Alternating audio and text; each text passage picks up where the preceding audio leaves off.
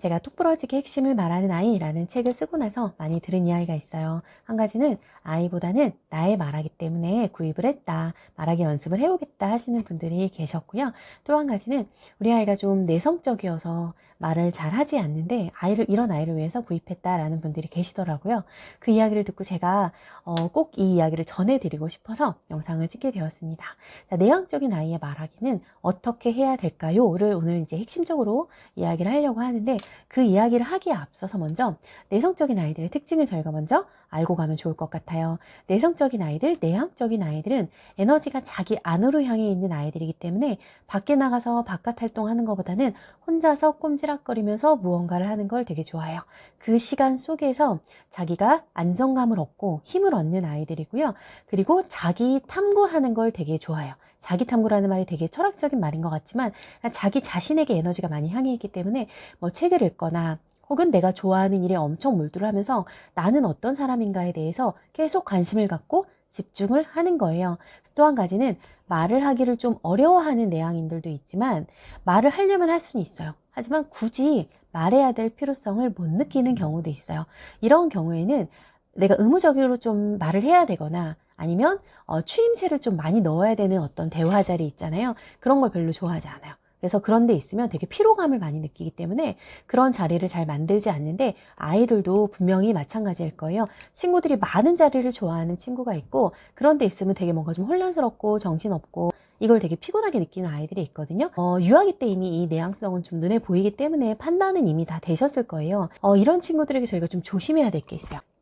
첫 번째는 큰 목소리로 말해봐, 목소리 좀 크게 해봐, 이렇게 말을 하는 거예요. 그럼 이 아이들은 에너지를 그만큼 더 많이 써야 되기 때문에 이게 되게 부자연스러운 것처럼 느껴지고 힘들어지고, 특히 뭐 다른 사람과 대화를 하고 있는데 아이가 목소리가 되게 작아요. 근데 크게 말해봐, 큰 목소리로 말해봐 라고 하면 얼굴이 화끈화끈 거리고 부끄러워지면서 자기 자신이 되게 좀 못나아 보인다라는 생각도 할 수가 있거든요. 그래서 그런 말은 조금 지양해 주시면 좋을 것 같고요. 또 한 가지는 학교나 학원 같은 데에서 너도 손 들고 발표해봐, 이런 말도 저희가 많이 할 수 있는데 억지로 손을 들게 하거나 억지로 나와서 발표를 시키면 이 친구들은 그 상황 자체가 트라우마가 될 수 있어요.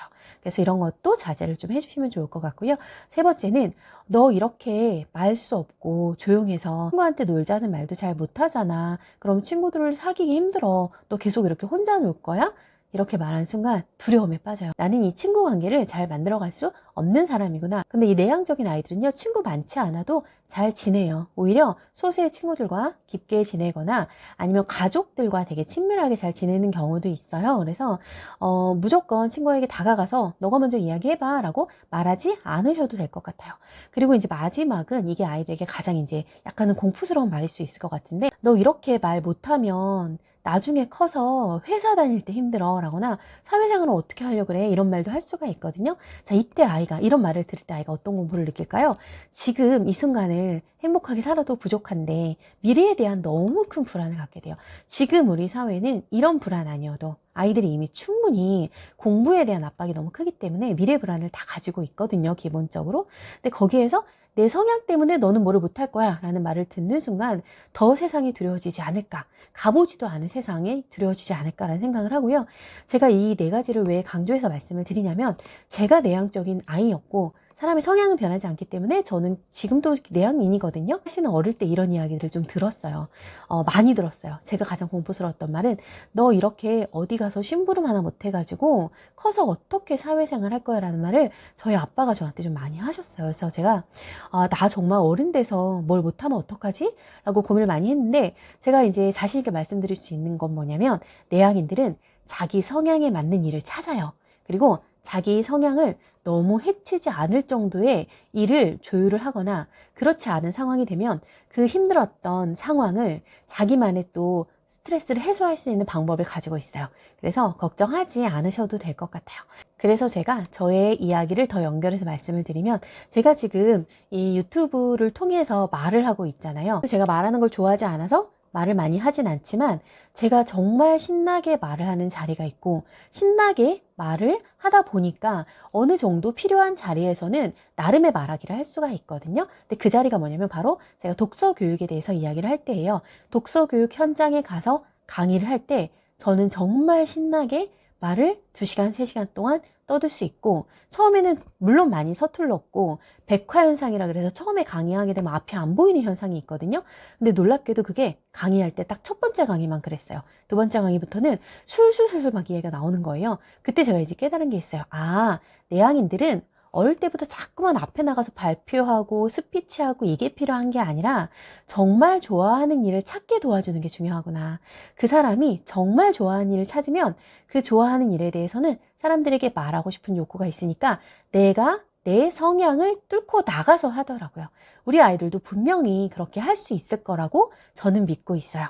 그리고 또 한 가지 중요한 것은 지금 당장 말을 많이 하는 게 아니라 그 아이만의 단단한 생각의 힘을 좀 갖추게 도와주는 게 저는 더 중요하다고 생각해요. 쉽게 이야기하면 내면이 단단하면은요, 나중에 말하기 상황이 되었을 때 충분히 말을 할 수 있어요. 그 사람 안에 있는 생각이나 지식을 다른 사람이 이해하거나 납득할 수 있게 이야기하는 이 본질적인 것은 바로 그거예요. 그래서 그 사람 안에 얼마나 단단하게 들어있고 그 사람이 얼마나 단단한가가 훨씬 더 중요하더라고요. 이걸 더 집중해서 어릴 때부터 봐주시면 좋을 것 같고요.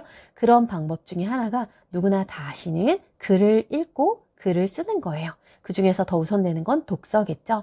그리고 말하기를 많이 원치 않는 친구들은요, 쓰기로 먼저 해보셔도 괜찮아요. 제가 이 말하기를 위한 글쓰기라는 이 부록을 이 책에 굳이 넣은 이유가 있어요. 말하기 전에 먼저 써보기 위한 것도 있지만 이 내향적인 아이들은 지금 당장 어디 나가서 앞에 나가서 시키시는 것보다는 글로 먼저 생각을 정리하게 해주는 게 중요하고, 내향적인 아이들은 요 정도만 좀 해보셔도 좋을 것 같다는 생각에 제가 이 부록을 넣은 거고요. 자, 그리고 가장 중요한 것은 내향적인 그 사람의 성향을 인정해 주는 거예요. 내향성은 타고난 기질이기 때문에 바뀌지 않아요.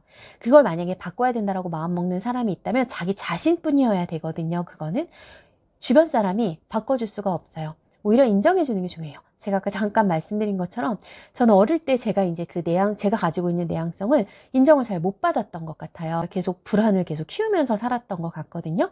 그런데 그걸 딱 한 분이 인정해 주시는 저희 분이 계셨는데, 고등학교 때 저희 담임 선생님이셨던 국어 선생님이셨는데, 그 전에 선생님들은 저희 예전에는 통지표라고 해서 통지표 안에 선생님들 한마디가 쓰여 있었어요. 거기에 아이가 공부도 잘하고 집중력도 좋지만 말이 없음, 말수가 없음이라고, 뭔가 그거를 약간 부정적인 성향인 것처럼 그런 뉘앙스를 풍기면서 써주시는 선생님들이 대부분이셨는데, 저 고3 때 딱 한 분만 이렇게 쓰셨어요. 아이가 사색적이고 조용하며 내면이 강함, 그리고 자기만의 주관이 있음. 그때 제가 처음으로 태어난 지 19년 만에 제 내향성을 인정받은 것 같아서 그때 좀 자신감을 얻었던 기억이 나요. 그래서 너무 염려되는 마음에 바꾸려고 하시지 말고 그 있는 그대로 인정해 주시면 좋겠고요. 마지막으로 이런 친구들은 자기가 혼자서 무언가에 몰입할 그 아이만의 시간을 인정해 주시는 게 필요해요. 그런 아이를 계속 너무 바깥 활동을 많이 하게 하시거나 공동체 활동을 너무 많이 하게 스케줄을 짜놓으시고 계획을 짜놓으시면 아이가 받는 스트레스가 되게 클 것 같아요. 우리가 이제 이 사회를 살아가면서 외부와 소통을 하지 않을 수 없고 사람들과 이야기하지 않을 수 없고, 내가 좋아하는 직업을 내가 선택했는데도 불구하고 그 직업이 요구하는 성향이 외향성일 수도 있어요. 그렇지만 내향인인 사람들은 그 외부에서 받는 스트레스를 자기 나름의 푸는 방법들을 다 가지고 있는데, 문제는 뭐냐면 그 풀 수 있는 시간이 없을 때 문제가 되는 거거든요.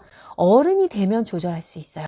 그래서 저도 제가 강의하는 횟수를 제가 조정을 하거든요. 너무 많이 하면 힘들기 때문에.